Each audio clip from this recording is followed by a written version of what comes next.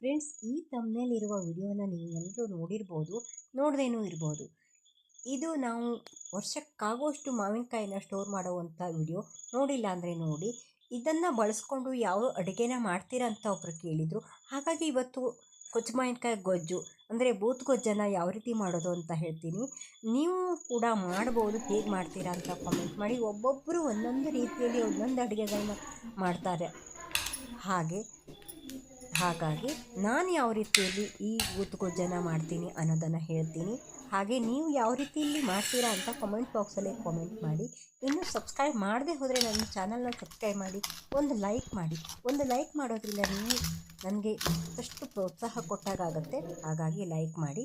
ನೋಡಿ, ನಾನಿಲ್ಲಿ ಒಂದು 4 ಆಗುವಷ್ಟು ಕೊಚ್ಚು ಮಾವಿನಕಾಯಿನ, ಅಂದರೆ ನಾವು ಸ್ಟೋರ್ ಮಾಡಿ ಇಟ್ಕೊಂಡಿರುವಂಥ ಮಾವಿನಕಾಯಿನ ಚೆನ್ನಾಗಿ ತೊಳೆದು ತಂದು ಇಟ್ಕೊಂಡಿದ್ದೀನಿ.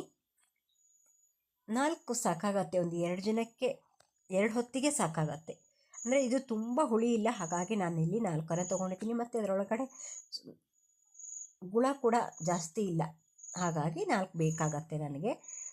ನಿಮ್ಮ ಹುಳಿ ತಕ್ಕಾಗಿ ನಿಮಗೆ ಯಾವ ರೀತಿ ಹುಳಿ ಬೇಕು ಅನ್ನೋದು ನೋಡಿಕೊಂಡು ತೊಗೋಬೋದು. ಹಾಗೆ ಒಂದು ನೋಡಿ, ಇಷ್ಟು ಸೆಣಮೆಣಸನ್ನು ತೊಗೊಂಡಿದ್ದೀನಿ. ನೀವು ಜೀರಿಗೆ ಮೆಣಸು ಅಂತ ಹೇಳ್ತೀವರಲ್ಲ, ಅದು.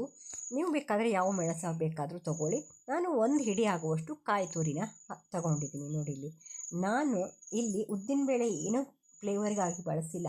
ನನಗದು ಅಷ್ಟು ಫ್ಲೇವರ್ ಅಷ್ಟು ಚೆನ್ನಾಗಿ ಅನಿಸಲ್ಲ. ಹಾಗಾಗಿ ನಾನಿಲ್ಲಿ ರುಬ್ಬಲಿಕ್ಕೆ ಉದ್ದಿನಬೇಳೆನ ಹಾಕಲ್ಲ. ಕೆಲವೊಬ್ಬರು ಇದಕ್ಕೆ ಉದ್ದಿನಬೇಳೆ ಸಾಸಿವೆನ ರುಬ್ಬಿ ಹಾಕ್ತಾರೆ. ಹಾಗಾಗಿ ನಾನು ಈ ರೀತಿಯಲ್ಲಿ ಮಾಡ್ತೀನಿ. ನೋಡಿ, ಇವನ್ನೆಲ್ಲ ನಾನು ರುಬ್ಕೋತೀನಿ. ಹಾಗೆ ಸಿಪ್ಪೆನೂ ಕೂಡ ರುಬ್ಕೊಬಿಡ್ತೀನಿ. ಆ ಸಿಪ್ಪೆಯಲ್ಲಿ ಫ್ಲೇವರ್ ಚೆನ್ನಾಗಿರುತ್ತೆ. ಆ ಫ್ಲೇವರ್ ನಾವು ಇಲ್ಲಿ ರುಬ್ಬಿ ಹಾಕಿದಾಗ ಆ ಫ್ಲೇವರ್ ಚೆನ್ನಾಗಿ ಬರುತ್ತೆ. ಹಾಗಾಗಿ ಅದನ್ನು ಕೂಡ ರುಬ್ಕೋತೀನಿ. ಹಾಗೆ ನೋಡಿ, ಒಗ್ಗರಣೆ ಹಾಕ್ಕೋಬೇಕು. ಈಗ ಇದರಲ್ಲೇ ಈ ಒಗ್ಗರಣೆಯಲ್ಲೇ ಇರುವುದು ಘಮ. ಹಾಗೆ ನೋಡಿ, ನಾನಿಲ್ಲಿ 2 ಸ್ಪೂನ್ ಕೊಬ್ಬರಿ ಎಣ್ಣೆನೇ ತೊಗೊಂಡಿದ್ದೀನಿ. ನೀವು ಯಾವ ಎಣ್ಣೆ ಬೇಕಾದರೂ ತೊಗೊಳ್ಳಿ. ಕೊಬ್ಬರಿ ಎಣ್ಣೆಗೆ ಒಂದು 4-5 ಒಣಮೆಣಸನ್ನು ತೊಗೊಂಡಿದ್ದೀನಿ. ಇದು ಖಾರವಾಗಿರಬೇಕು, ಆಗಲೇ ರುಚಿಯಾಗೋದು. ಹಾಗೆ ಉದ್ದಿನಬೇಳೆನ ಹಾಕ್ಕೊಂಡಿದ್ದೀನಿ. ಒಂದು 4 ಸಾಸಿವೆ ಕಾಳನ್ನು ಹಾಕ್ಕೊಂಡಿದ್ದೀನಿ. ನೋಡಿ, ಇದು ಸ್ವಲ್ಪ ಬಾಡಿಸ್ಬೇಕು. ಈ ಉದ್ದಿನಬೇಳೆ ಸ್ವಲ್ಪ ಕೆಂಪಾಗೋವರೆಗೆ ನಾವು ಇದನ್ನು ಫ್ರೈ ಮಾಡಬೇಕು. ಒಗ್ಗರಣೆ ಮಾಡೋದು ಎಲ್ರಿಗೂ ಗೊತ್ತೇ ಇರುತ್ತೆ, ನಾನು ಮತ್ತೆ ಬಿಡಿಸಿ ಹೇಳೋ ಹಾಗಿಲ್ಲ. ನೋಡ್ಬೋದು, ಈ ರೀತಿ ಸ್ವಲ್ಪ ಕೆಂಪಾಗಬೇಕು. ಆಮೇಲೆ ನಾನು ಇದಕ್ಕೆ ಬೆಳ್ಳುಳ್ಳಿ 1 ಗಡ್ಡೆ ಆಗುವಷ್ಟು ಬೆಳ್ಳುಳ್ಳಿನ ಜಜ್ಜಿ ಹಾಕ್ಕೋತೀನಿ. ನೋಡಿ, 1 ಗಡ್ಡೆ ಬೆಳ್ಳುಳ್ಳಿನ ಇಲ್ಲಿ ಜಜ್ಜಿ ಹಾಕ್ಕೊಂಡಿದ್ದೀನಿ. ಇದಕ್ಕೆ ಬೆಳ್ಳುಳ್ಳಿಯ ಘಮ ಎಷ್ಟು ಚೆನ್ನಾಗಿರುತ್ತೋ ಅಷ್ಟು ಚೆನ್ನಾಗಿರುತ್ತೆ. ಇಲ್ಲಿ ಸ್ವಲ್ಪ ಒಬ್ಬೊಬ್ಬರು ಇಂಗನ್ನು ಕೂಡ ಹಾಕ್ಕೋತಾರೆ.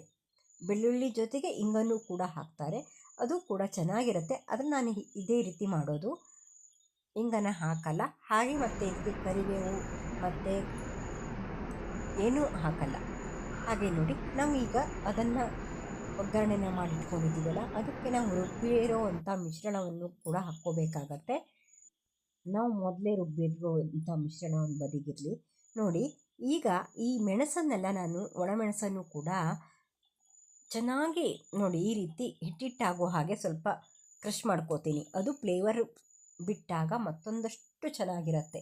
ಹಸಿಮೆಣಸು ಒಣಮೆಣಸು ಎರಡನ್ನೂ ಹಾಕಿ ನಾನಿಲ್ಲಿ ಬೂದುಗೊಜ್ಜನ ಮಾಡ್ತಾಯಿದ್ದೀನಿ.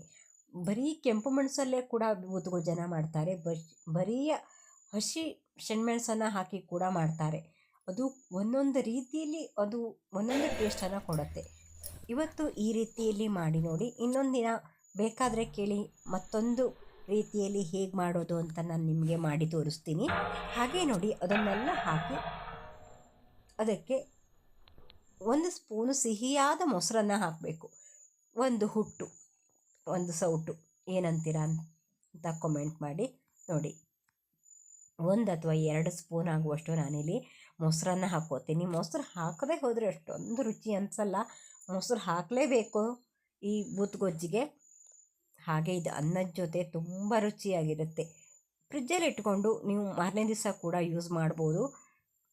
ಇಲ್ಲ 2 ಹೊತ್ತು, ಅಂದರೆ ಸಂಜೆ ಬೆಳಗ್ಗೆ ಮಧ್ಯಾಹ್ನ 2 ಹೊತ್ತು ಕೂಡ ಯೂಸ್ ಮಾಡ್ಬೋದು. ಹೇಗಿತ್ತು ಅಂತ ಕಾಮೆಂಟ್ ಮಾಡಿ. Thank you for watching. Bye.